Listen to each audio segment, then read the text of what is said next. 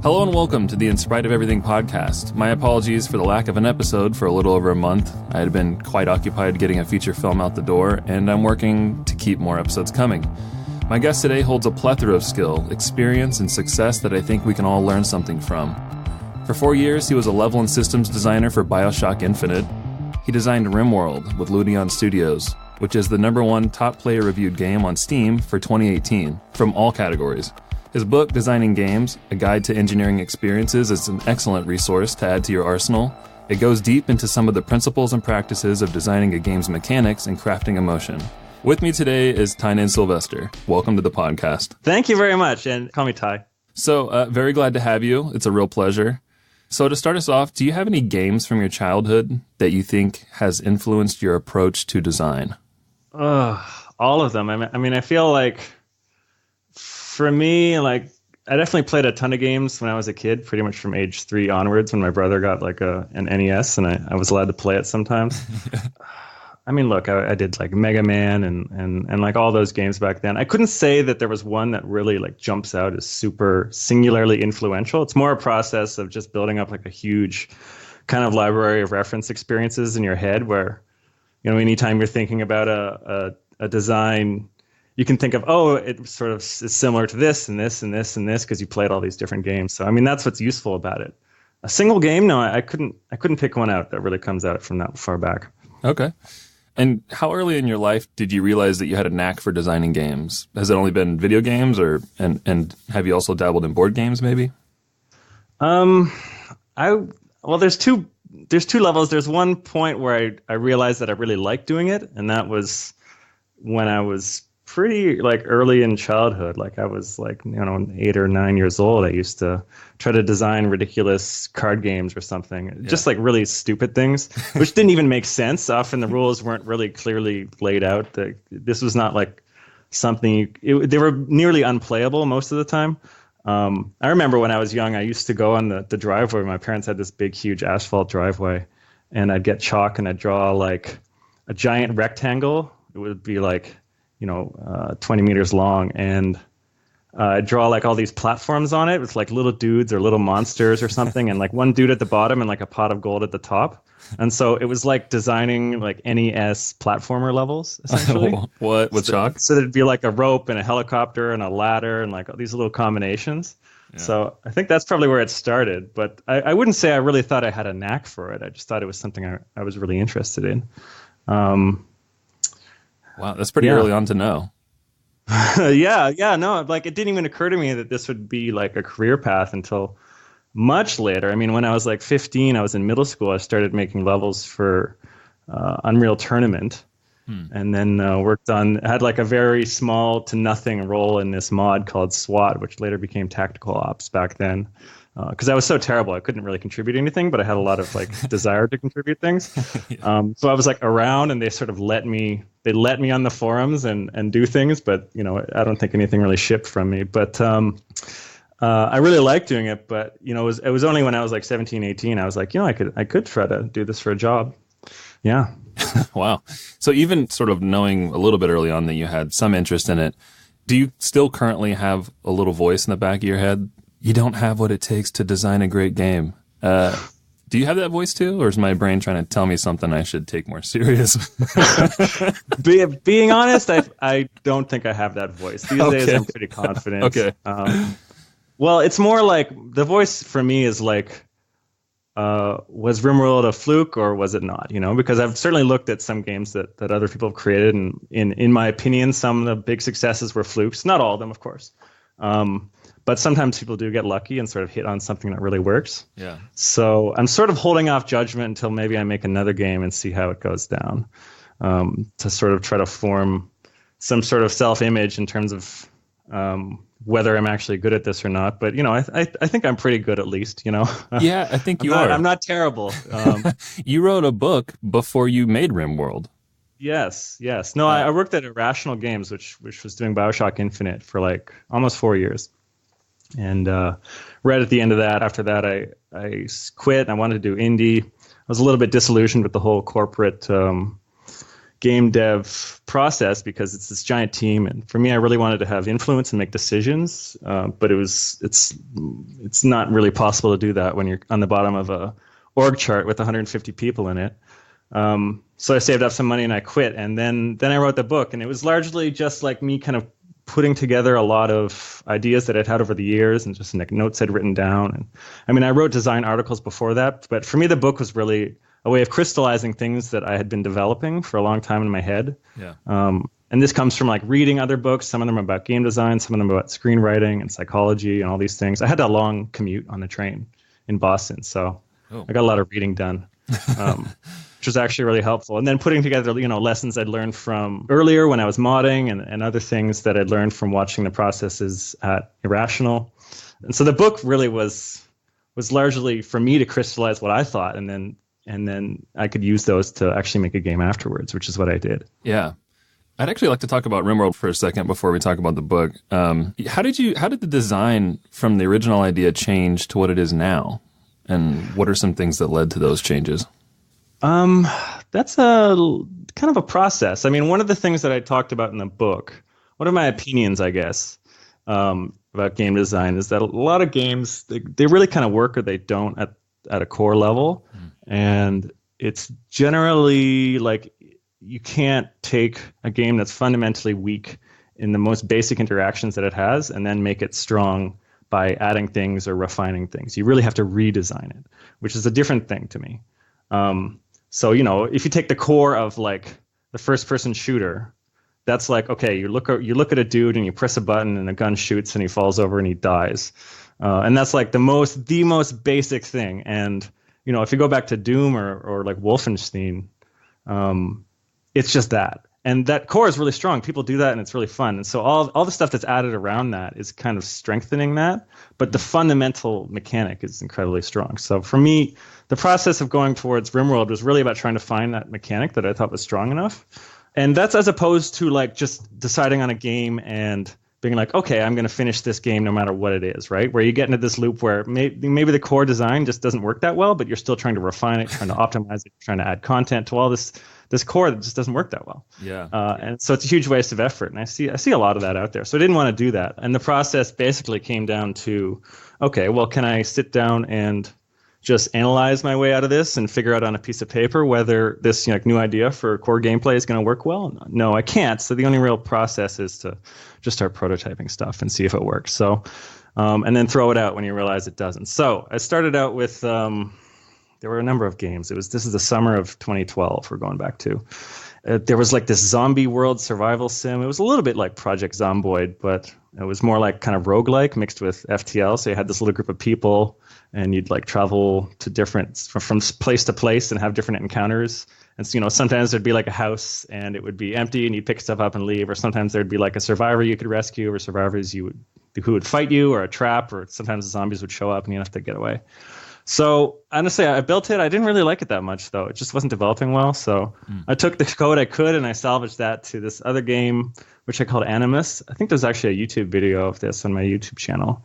And it was like, that old NES game, Smash TV? Yes. Yeah. So, I mean, that's a classic. I guess you could say that influenced this idea. But it was like that, but with like magic users. And because I was trying to add too much, it was also...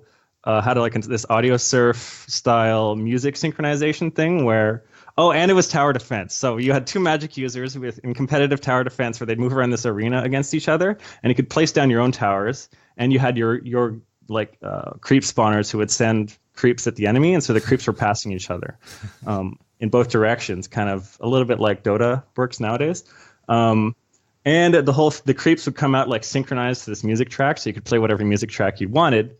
Now, I didn't actually finish this idea. I just prototyped parts of it. I manually marked up the music. I didn't actually get a lot of this working, but I got it far enough, and I was like, you know what? This doesn't really compel me that much. So this is like month 2. So the zombie game I cut, that game I cut, and then I'd been playing Agricola for a while. Yeah. This board game I played with my friends, and I was like, I kind of like Jagged Alliance 2. That game from the 90s about managing this mercenary group that in like dealing with the this dictator on this tropical island. So I tried to mash those ideas together. So I was like, okay, let's make a mercenary management game where you don't really do the fights, but you like manage the people like football manager style, and kind of, you build up a story doing that. And it had these worker placement kind of style mechanics, a bit like Agricola. But I didn't really like it after a while. I did also add in a simulation of the actual combat. So like on a tile grid, you'd control your guys and fight. And this is where the code for Rimworld actually started. This is the earliest code that actually ended up in Rimworld. Wow. Because it's the same basic combat system that Rimworld was. But I didn't like it that much. Like I played it, I prototyped it, I played it, and I was like, this isn't compelling enough for me. It wasn't necessarily terrible. I think I probably could have taken any of these games and like developed them further, and like released them to like, okay, it would have been okay. But it wasn't enough, I guess. There's this whole state where you're like, should I finish this game or should I start a new one, right? And I was really in this cycle. It's kind of emotionally stressful to be always throwing stuff out, because I'm running down my savings at the same time, right? I don't have a job while I'm doing this. Yeah. I'm just going off of what I had saved up over 4 years at Irrational. So anyways, I wasn't really happy with that. I had this idea for doing like a school simulator. There's this game called Academia School Simulator out now that's kind of similar in structure to this idea, but originally the idea was you were managing a school of magic, so it was like you're managing Hogwarts. Okay. So you'd build this school, and then you'd hire these teachers, and these students would show up, and they'd go back and forth to class. That one I thought was fundamentally flawed, just because it's an institution management game, but just the fact that you're trying to essentially keep the system in stasis makes it kind of dull. Like, it's hard to say you could organically grow a school over time, although I guess you could. But just watching these students go back and forth to class, and your job is to prevent anything interesting from happening, is not as compelling as I wanted it to be. That plus there were too many characters, so you couldn't really keep track of them individually, which is something else I was interested in. Like, when there's 100 students, you're not really going to get to know any of them. White noise. So that looked something like Rimworld. And you can play some of these, actually. If you buy the Rimworld from our website, you get the prototype pack with some of these, actually. Oh, okay. They're not fun at all, but possibly not playable. I mean, the way I describe it is like how I saw it in my head and how I played it, but you need a special knowledge to even play these, because there's no tutorial, there's no controls information, nothing. Gotcha. So yeah, and then I dumped that. Now we're getting to the end of 2012. And I think at the start of 2013, I was like, all right, let's do something in space. So I did this like Starship Architect game where you'd build the starship out of blocks, and then you'd fly it around and travel like between planets and trade with them. So you'd have like, you're supposed to have a bay. You'd like build a room that has storage space, and you'd build like engines, and maybe you'd get attacked by other ships, and you'd have to run your little dudes around inside, kind of like FTL, but you can build the ship Rimworld style. Yeah. But it was really quite fiddly, and it felt like it lacked focus. And specifically the issue with you have an AI where, there's a problem outside the ship that they want to deal with, like there's damage on the hull or something. So they have to go through the airlock to get there, which takes some amount of time. But then the AI has to be making this decision where it has to integrate the cost of going outside the airlock into its decision making about what it should do next. And that was actually kind of a difficult problem, just the fiddliness of going in and out in these two different states. And so I was like, you know what, I don't want to deal with this problem, and flying around the ship doesn't seem that compelling, so I'm just going to put this on the ground. So I just took that and I moved it to, I put a big like ground field around it and let the people just walk outside freely. And that was essentially the earliest version of Rimworld. Like, It was, you could build stuff out of blocks. Your little dudes would walk around. The way you controlled them was totally different. You'd assign them to like single roles instead of turning on and off specific, like a combination of work settings that you could customize. And a lot of other things were different. Like you couldn't just go outside or your guys would suffocate because the atmosphere wasn't breathable. So you had to manage air, which I found wasn't that fun. So I removed it over time. It was called Eclipse Colony, with this notion that, we wanted to build a story. So there would be, I guess, a dark period when bad things would happen. And so then it's kind of a survival game. And then that would cycle back to the light period when, okay, now things are more gentle and friendly and no one's going to attack you and you can build up. So the idea was that you could cycle back and forth between, okay, now I feel scared and I'm trying to survive, and okay, now I feel happy and I'm progressing and I feel good about progressing. And that was sort of part of the genesis of the story, I guess, storytellers, the story focus of Rimworld, where you're trying to go back and forth between these different feelings and different phases of a story. But just the idea of doing it like in this like hard cycle seemed not to work very well. However, that is still a little bit of is left in Rimworld. I took out the eclipse concept where the sun would go away and come back to mark this as like a formal thing, and just move that to something more subtle in the storyteller. So if you look at how Cassandra Classic, the main storyteller in Rimworld, is designed, and the storyteller is the part of the game that creates like raids and all the incidents that happen to you. It runs in a cycle, just like the old Eclipse Colony did. So she will randomly give you threats for something like 8 days, and then she'll let you relax for something like 8 days, and that's the cycle. Now, there's other storytellers in the game that work differently, but sort of it's like taking an idea that was, I think, good but a little overbearing in its original version and making it a smaller but still functional part of the game. So yeah, I guess it was a process. That's a very long story of how Rimworld came to be through all the 6 different prototypes. But wow. Yeah, I mean, I think that's what had to happen. The reason I really stuck on Rimworld, actually, and I didn't dump it to make something else like I did with all those previous ones, is I actually had my friends over to play it for a while, and this is in May. So after a few months of developing it in 2013, because I started it in February. And they wouldn't go home. They came over at 10 p.m. And this is a very early version of the game. I mean, all the characters were literally just a yellow circle. Yeah. It was absolutely hideous. And there's a few screenshots out there of this. But they really loved it. So just that basic loop of building stuff up, your guys can walk anywhere they want. So it's, you can build separate buildings, which you can't do in a spaceship sim.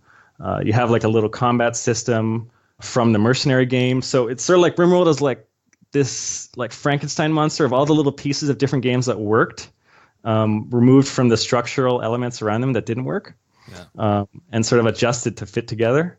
And that's where it originally came from. And then in 2013, in I think September, October was when the Kickstarter was, and that was pretty successful. So it's been public since then. The rest is history. Yeah. Yeah. No, it's, speaking of storytelling, in Rimworld, I think what adds to the ambience and tone of the game is at least a few things, but one of them being world narrative, which is essentially telling a story through the environment the player is interacting in, correct? Yeah. I think it's a great way to tell some story without unloading a novel on players throughout a game. However, I tend to find games overusing this somewhat often, requiring me to listen to what feels like hours of voice recordings or reading emails or letters. For instance, I enjoyed playing Horizon Zero Dawn, but every ruin was littered with 24 voice recordings that are sometimes minutes long. And you can overdo it. Yeah, and granted they're optional, but some of my friends loved that stuff, and I didn't. It just cluttered my viewport. Is there any in between for this that makes both types of players happy and immerses the player into the story? Well, I mean, that kind of stuff is. Yeah, I mean, we certainly that was always a big part of Bioshock. So it was definitely part of Bioshock Infinite.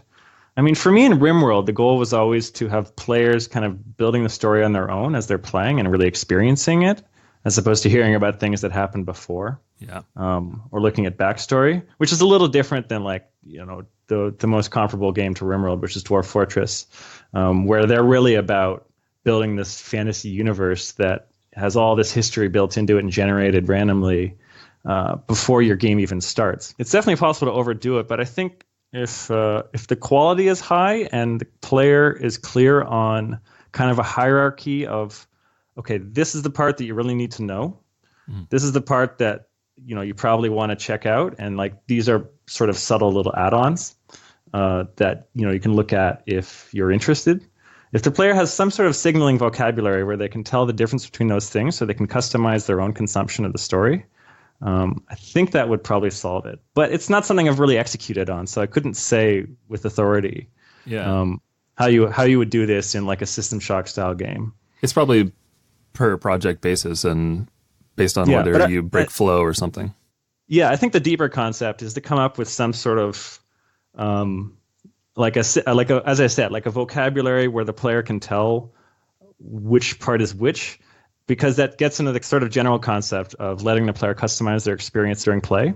Yeah. That doesn't mean like setting difficulty settings or something like that, but that means like as you're playing, at every moment, you can decide what part of the game you want to bite off and chew and eat and what you want next, right? Yeah. If you really want to fight, you just run forward and fight, Right. But if you just feel like, for the next 60 seconds, you just feel like just reading something, or you're just tired or tonight or whatever, you don't have to go into the menu and change a setting. You just play differently and you get a different thing. So if the player has the information without being told directly to know which is which, to know what their options are and what they're going to get, to know that, okay, I've got the most important story in this room, but there's some random papers, but I know because of convention that papers are backstory that's not essential. I'm just going to move on, Right. But if you're interested in that, okay, you read every paper. Right. Yeah, I think it's a good take. That's my idea, but I haven't executed it. I think it's a good one. Now, to tie in your book a little bit, Designing Games really dives deeper into game design practices and player psychology and designer psychology, more so than probably anything else I've read. You touch on something in the book that I had never thought about doing before, such as adaptive difficulty. I love Rimworld, and part of what lured me into it was that the game feels huge and complex, but it doesn't feel exhausting or daunting. It always feels like the difficulty is in sort of a Goldilocks zone, and jaw-dropping moments are potentially right around the corner all the time. Can you talk a little bit about adaptive difficulty and how listeners and myself can implement such a thing into our games without taking away from these jaw-dropping experiences? Yeah, adaptive difficulty is just, there's more to that in Rimworld, so I could get to that in a minute, to like what we did in Rimworld with adaptive difficulty being part of it. But at the basic level, adaptive difficulty is if you're losing, the game gets easier, and if you're winning, the game gets harder. And this goes back to, I think the earliest game I know that did it for sure, I think was Max Payne, where like literally if you died and reloaded the game, and this is the original Max Payne from like 2000-ish, it would just get easier. The enemies would just do less damage to you. And I think a lot of games have done that.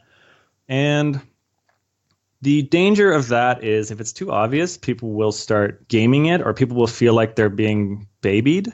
Yeah. There's a lot, if the game is about kind of this soft-edged experience with a story attached, like Max Payne tended to be, I think it's appropriate. If the game is about skill mastery, I think it's not appropriate. So I would not want it in something like Dark Souls, or at least not like on a certain difficulty setting in that kind of game. So it really has to be done carefully to not violate the fact that some people do want to try on a challenge and try over and over and have that feeling of mastery. And if the game is sort of going all Fisher Price on them after they die 2 or 3 times, then you're robbing them of that experience that they wanted. So I think some games, like Rimworld, for example, it has an adaptive difficulty curve, which it tracks difficulty in a variety of different ways. It looks at a number of things. It looks like things like time since I think your characters have been downed or killed, or someone's been killed, or like certain amounts of damage have been done to you. It's quite difficult to tune, especially in a game like Rimworld. Yeah.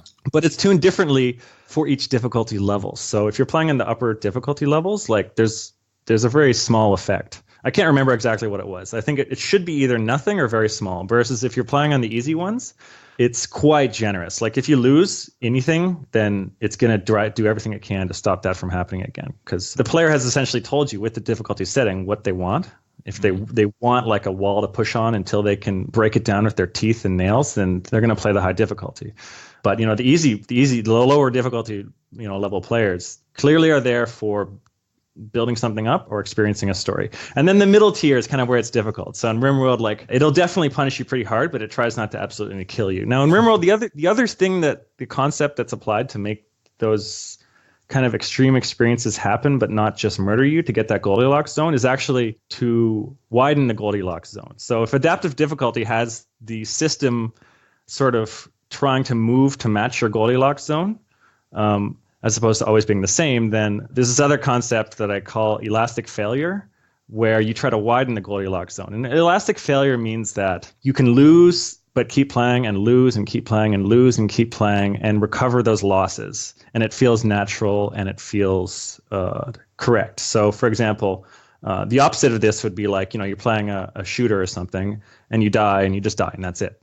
Like you can't recover from your death because you're dead. And that's fundamental to the game design. But in Rimworld, it's really designed to be very, very elastic. So, say you lose a fight, the raiders come to your colony and they're attacking you, and your guys get killed. That's it. And what do? They don't hunt down and murder everybody. They very specifically, they stop as soon as they are near one of your people who are downed, which means they're down and they're not dead. And they pick them up and they kidnap them, and then they all leave. Yeah. So okay, your characters don't just die when they lose all their health most of the time. Sometimes they do. That's another issue. But most of the time it's designed so that in almost every case, they will just fall down and then they lay there bleeding for like 12 hours. And if nobody helps them, eventually they will die. Yeah. But in almost every case, either they get kidnapped or you can recover them. Unless they're in a burning room. I mean, sometimes they do die, and that's fine. That's a bigger discussion. But so they down and then they get kidnapped, and then maybe you can rescue them later. After the enemy leaves, like you lost the fight, your penalty is you lose this one person, and now you can recover. And the game generally leaves you alone, depending on setting, after you've had a fight like that for a little while. So in order to lose everybody, that has to happen like multiple times in a row, or something else has to happen. So like, you have to lose a fight, kidnapped, lose another fight, someone else is kidnapped. Things are getting worse and worse, but you still have hope for recovery. Your building burns down, but, there's other food sources. You lose all your crops, but now there's hunting, And at the final step is the Man in Black, who is something that I added later in development, where if literally everyone is down, your guys are just bleeding out. Because Rimworld is a space Western game, so the cowboy Man in Black will show up to try to save you. So he's just this dude who shows up and joins your colony, joins your team, and then that's like your last person who can try to recover everyone. And I'd say maybe he succeeds like 40% of the time, but stopping people, keeping the game going, and then having that story where, we got annihilated so badly so many times, and then, we recovered from that. If you can recover from that, that's what makes the stories compelling. It's going down and then coming back. And so it works for elastic difficulty is like really important there because it keeps you in what feels like a Goldilocks zone, but in fact it's not really. It's a very wide Goldilocks zone because so many things have to go wrong for you to actually finally die, and usually they don't go wrong that often. It's almost more so just giving the player like chance or like or I don't know, a leg up. It's trying to make a situation where like it's about how the player is feeling, right? So it's not so much about analyzing mechanically, but does the player feel that this is justified? Does the player feel that this loss is interesting? People are a lot more happy with losing if it takes a long time and if they took various actions during that loss, because then they'll feel like, oh, what if I had taken a different action during that loss? Yeah.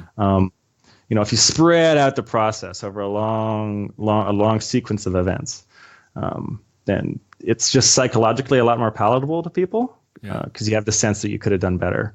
And it creates the opportunity to recover. I really think this is like fundamental to the appeal of the game. I've talked about this in other contexts as well. Like if you look at the game is designed to generate stories, right? Yeah. But if you look at a good story, there's always a lot of failure and then recovery. Like early in the second act or end of first act, usually the main character is in a bad situation, or at the end of the third act. If you think of like Star Wars, Luke Skywalker's whole family gets like wiped out, right? And then he recovers from that and comes back, and there's other very dark moments. There's this up and down path between, okay, now we're gaining things, we're succeeding, we're making progress. Oh, now we're failing, things are getting worse. We're like right on the edge of survival. All is almost lost. And then you recover from that. And that's critical to creating a dramatic story. So I always decided that was essential in Rimworld. But the thing is, in normal like skill test games, traditional games, like your Dark Souls, your first-person shooters, like these sorts of things, that doesn't exist. It's just up and up and up. Yeah. The idea is if you're playing well, then you're supposed to get a good result. Because the fundamental concept of the game is we're going to test your skill and we're going to tell you, yes, you passed, and then you're going to have that emotion of victory and triumph. And that emotion of triumph and victory is kind of the payoff you're going for. But you can't just have constant triumph in the context of a story, because in a story you have to have loss, triumph, loss, triumph.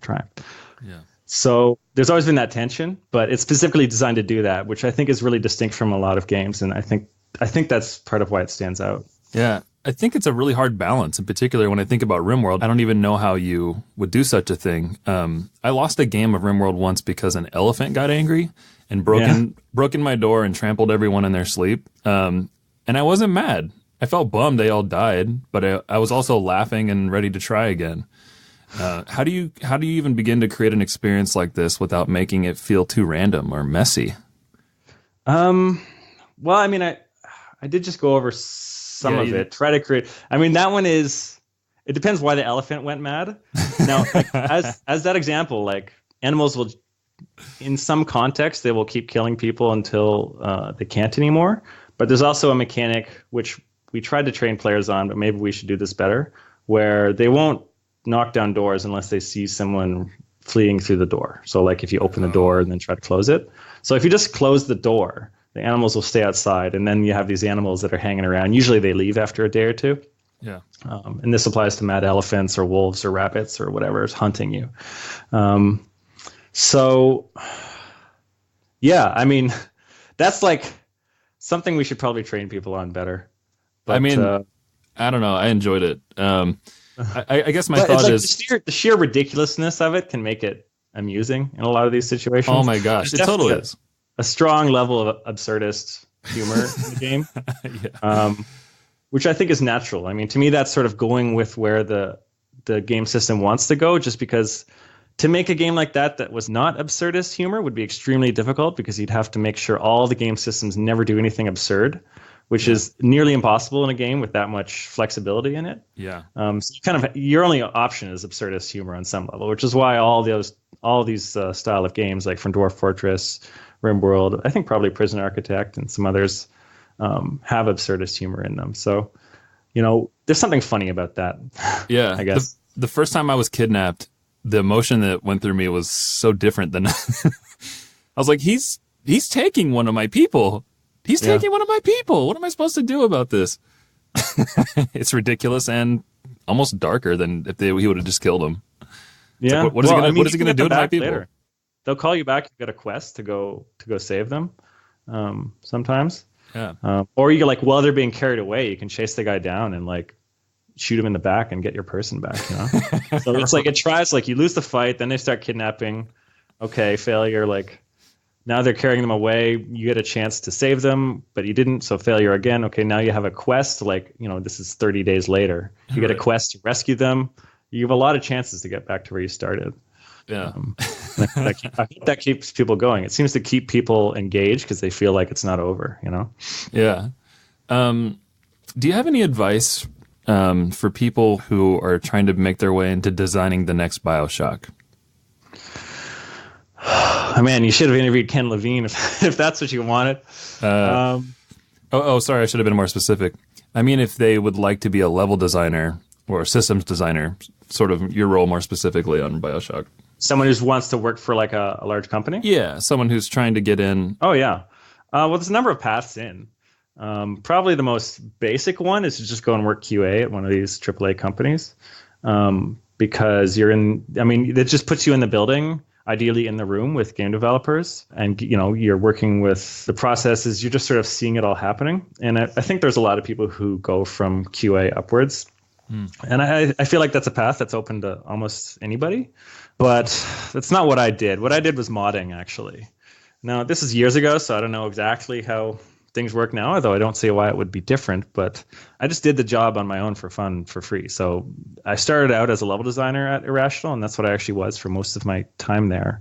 And they hired me on that because I had a portfolio of just a bunch of levels that I'd made.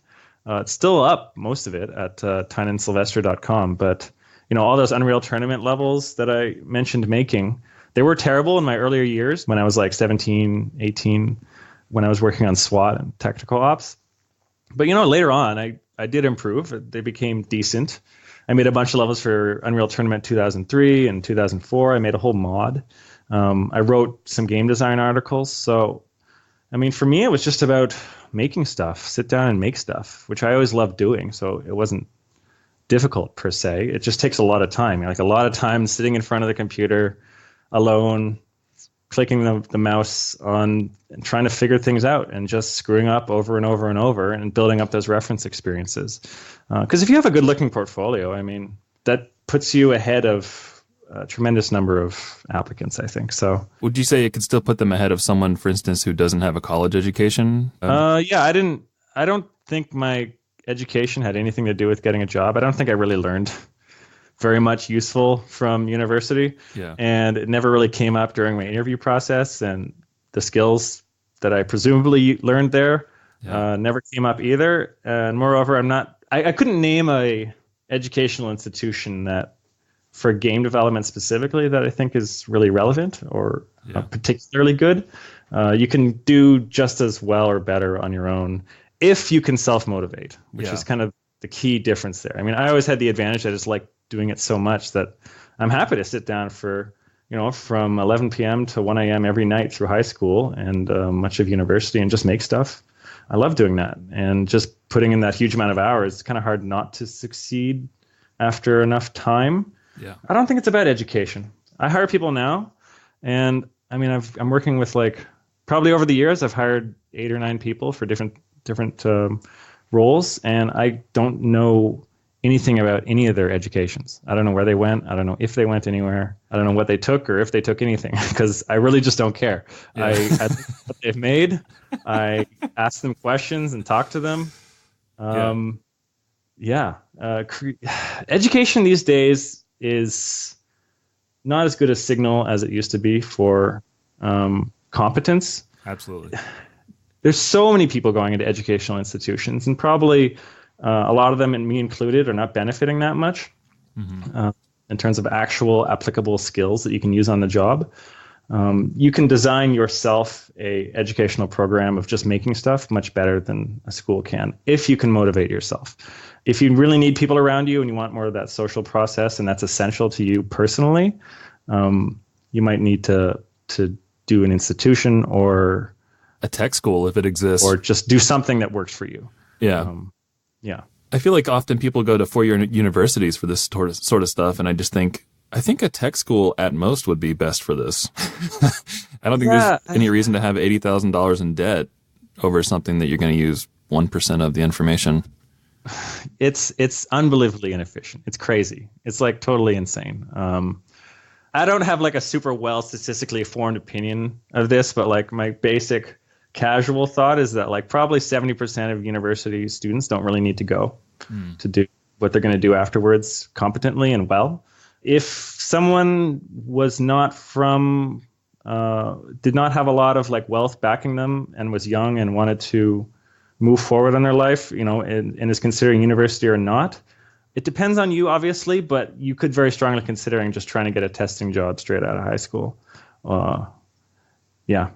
Because especially if you're American. I mean, I'm Canadian, so the debt thing was not as big of an issue. Yeah. But $100K in debt, with a degree at 22 is not. You might do better if you had gotten a job at 19 and been a tester for 3 years, and now you have some savings and some experience. Yeah. Yeah. No, that's good advice. Are there any development resources you'd like to recommend some of the fellow constructors that are listening? What do you mean, software? Maybe other resources that you use to guide you or teach you things, or I mean, I guess it depends on, you want to draw a little line between resources to know how to make things or resources to know what to make. For me to know how to make things, it's just a matter of Googling. You look up the keyword, you look up the tool, you look up the YouTube tutorial. I couldn't point to anything specifically that I had used for any length of time significantly. To know what to make, that's a lifelong learning process, and I think you got to read a lot. Yeah. I put a list of books at the end of my book, but you got to read a lot. You got to read psychology, you got to read story writing, screenwriting, you got to read game design, you got to read everything, and it goes very wide because you don't know.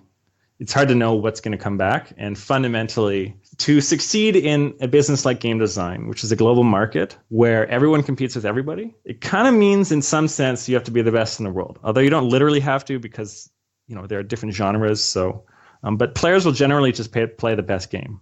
And it's not the same as being a plumber or something where you just have to be the best in the city, or the best who's available in the city. And with games, like one person really can supply a whole genre. So you kind of need to, in order to achieve that goal or try to even come close to that goal, you have to go to the primary sources. So if you're always just reading like game design books, you're always going to be behind the people who are writing those books. If you're going to have a fundamental advantage, you got to have a broader knowledge than that, which means have an idea of all those thoughts and ideas that were coalesced into that book, which was then give it to you. So it's like instead of, if the author read 100 books and then had a bunch of experiences and then put them all together into a book, you don't get all that just from reading that one book. You have to go back to the source or develop your own sources and have something that other people don't know to really distinguish yourself, I think. So I think people should try to read broadly and try to play broadly and try to push themselves to get something that other people don't have intellectually, which often means going to non-obvious places. Yeah, and I think that's some great direction. Sorry if it's like a kind of a grand answer. No, that's an honest answer. But, sometimes the right answer is a long answer.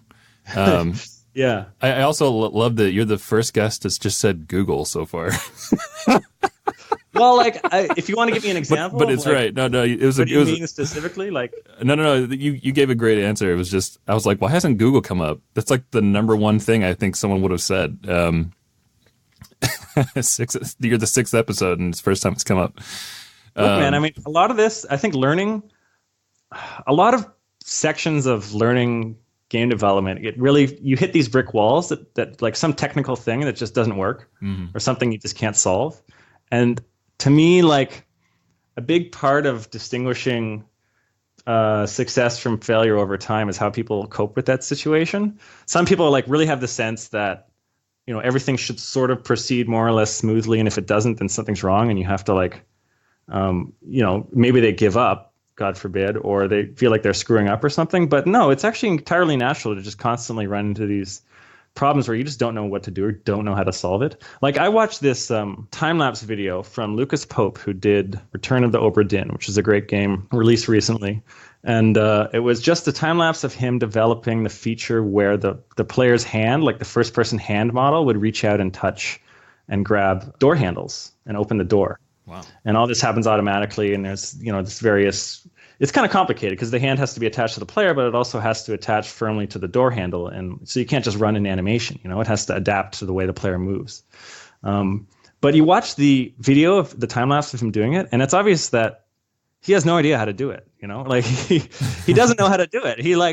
He's just figuring it out. Yeah. And so he's Googling stuff. He's just looking stuff up. At multiple points, he just tries entire I wonder if I could solve this with this technology, and he just tries it for an hour and it just doesn't work. And so he's like, okay, and he throws it out and he just tries something else. So I think that it's not about having some tool, because if you think it's about having some tool or resource, it's going to limit you in the sense of, okay, if that tool and resource doesn't solve my issue, it must be unsolvable or there's something wrong. But no, that's completely natural. There's a lot of things that are not written down, you're making things that have never been made before. Yeah. And so you're gonna hit a brick wall and you're gonna bash your head against it, and just keep bash it in different directions, bash the left side, bash the right side, push in the brick, lick the brick, scratch it, Yes. Ask your friends what to do, and eventually you're going to push your toe on the left side of the the lower right brick, and it'll open for some reason, and you'll understand it better, and you'll never get stopped by that again. Yeah, I think especially because a lot of us are trying to make things also that they haven't seen before or haven't been done before. This is sort of, if it hasn't been done, there's a good chance you have to figure out how to make it done. Yeah, it might take some trial and error. There's a lot of technology you're going to be using is not perfect. These systems are not all mature.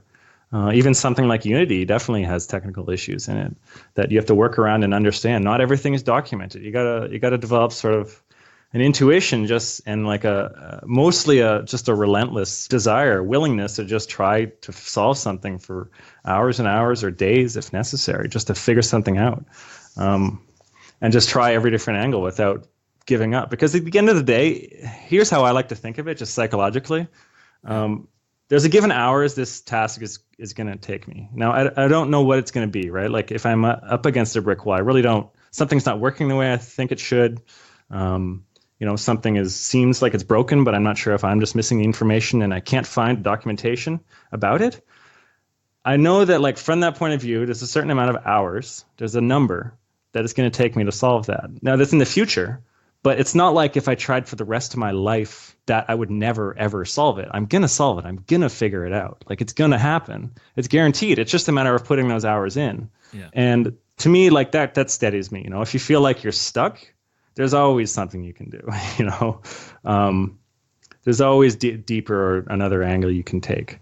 And at the end of those hours, once you do either figure out that you shouldn't do what you're doing or you should do something else, or there is a technology that will solve, or maybe there's just a checkbox or a config file you have to change, then you know how many hours it took. And usually it's not that long.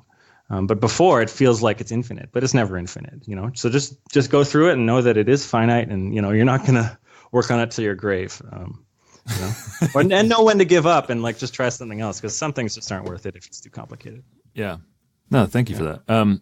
Real quick, what software do you prefer to prototype in? Well, I mean, I've been doing this stuff for years, so it tends to change over time. Yeah. I guess in recent years, I have been using Unity. So yeah, I think it works well. Mostly like my desire when I quit Irrational was like, okay, I just have to get a game out. So I'm just going to choose the low risk option, and it's Unity, because other people have made games on Unity. So I know it's possible to make a game on Unity, Right. So, I'd recommend it. I don't think it's the only possible solution, or other solutions are bad, but it will do almost anything you need it to do, although it might not do it perfectly, but you don't have to do it perfectly. Yeah. Now, I personally think Construct is more powerful than only prototyping, but would you be willing to try Construct?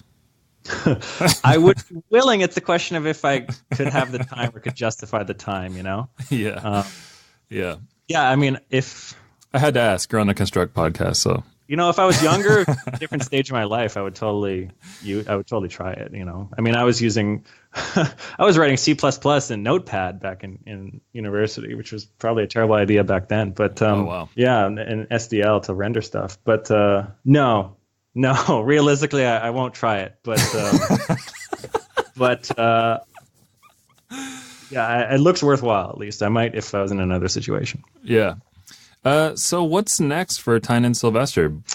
Well, I'm not announcing any projects. Yeah. Are you trying to make new projects? We are doing things. I'm not wrapping up the company and, buying a beach house and just going to drink myself to death now. Because that I think would be boring. Yeah. So yes, something is next for, me and Ludion, my company, but I can't say what it is. Yeah. I mean, clearly Rimworld's been a huge success and it's probably been really time consuming. During that time, did you ever still find yourself just prototyping other things that you thought maybe could take off at some point? No, actually, I was relentlessly focused on what I thought would have the highest cost benefit. So, I talked about this a bit in my GDC talk, but I sort of have this system where I have every idea I've ever had written in now a collection of gigantic Google Docs. And I have, one of them is like my essentially to-do list, and it's all sorted by cost benefit top to bottom. So like these days, a lot of it's like, do this feature essentially, or, review this thing that someone else did in the code base. But essentially, when you're trying to focus that much relentlessly on like what will create the most benefit, I wouldn't just casually go and start working on something else. I certainly have done other prototyping development because I don't want to be stuck on just one game forever. So I like the idea of developing multiple games in parallel, so you can kind of go back and forth. But it's something that I would do very, very deliberately. And not sort of like as just because I sort of felt like it. I'm very much like, I try to be very disciplined in the sense of not indulging myself, which I think is a very broad concept. But in terms of development choices, often, very, very often, there are things that you want to do because you think they'd be fun or they'd be rewarding emotionally. Yeah. And then there are things that actually benefit the game or benefit the business for time input, and those are not necessarily the same thing. So, often I want to improve some tech or like optimize something just because it's really fun to see numbers go up. Yeah. But, what I have to do is, do this play test where this person is going to tell me all the things that are wrong with my game, or implement this other feature that kind of frightens me because I'm afraid people won't like it, or so on and so forth. So I think it's important to sort of watch yourself and be disciplined and have a systematic way of choosing what you're going to do next, as opposed to just doing things according to what you're thinking on a given day or how you feel on a given day. Yeah. Well, thank you very much, Tynan, for speaking with me today. Those at home, if you don't have a copy of Tynan Sylvester's Designing Games, I can't recommend it enough. I got mine shipped to me through Amazon. I think it really is worth your time. You can follow Tynan on Twitter at Tynan Sylvester, and maybe give Rimworld a shot if you haven't yet. Thank you all for listening to the In Spite of Everything podcast. If you have questions you'd like to ask on future podcasts, or if you'd like to recommend a guest to be on the podcast, you can email me at isoepodcast@gmail.com. And if you haven't already, follow ISOE Podcast on Twitter to stay up to date with new episodes. And until next time, happy constructing.